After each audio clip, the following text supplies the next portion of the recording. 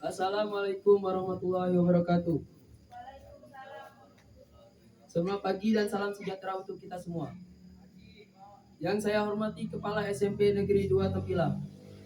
Yang terhormat Bapak Ibu Guru SMP Negeri 2 Tempilang.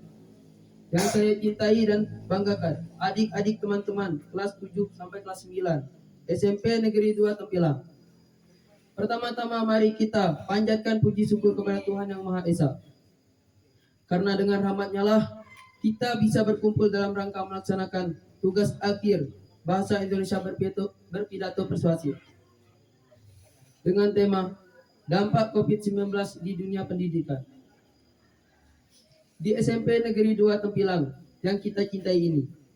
Yang kedua, sholawat serta salam kita haturkan kepada junjungan Nabi besar kita, Nabi Muhammad SAW, yang telah mengantarkan kita dari zaman kegelapan ke zaman terang yang benderang seperti saat ini.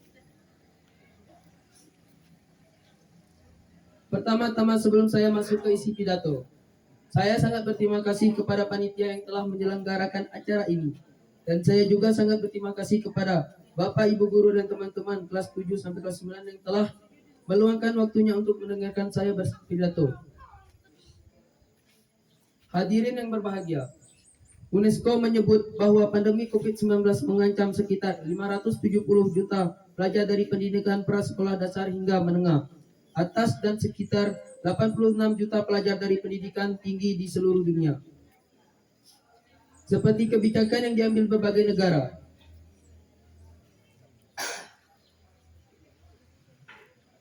Indonesia meliburkan seluruh aktivitas pendidikan.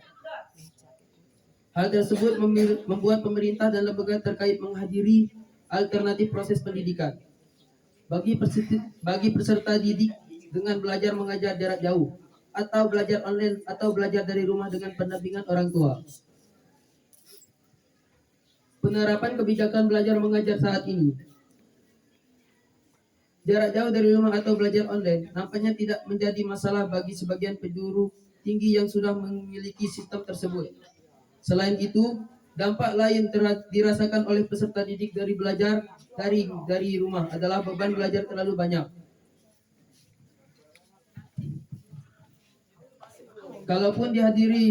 Kalaupun diberi ruang bertanya kepada guru melalui pesan aplikasi WhatsApp dirasakan tidak cukup waktu. Jadi, kita sebagai siswa harus bisa mengatur waktu untuk belajar dan selalu mematuhi protokol kesehatan supaya kita bisa belajar offline atau bertatap muka kembali. Hadirin yang berbahagia, akibat pandemi pula, para guru di dunia berjasa besar terhadap anak muridnya karena berusaha mengajar anak muridnya dengan segala cara. Sebagai manusia biasa, situasi sulit ini terkadang kala membuat kita merasa tidak nyaman dan tidak berdaya.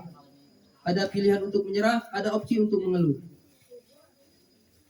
Namun, kita memilih harus bangkit dan berjuang untuk keyakinan bahwa kita tetap bisa mengupayakan keberlanjutan pembelajaran bagi murid-murid yang kita cintai ini, walau dengan segala keterbatasan.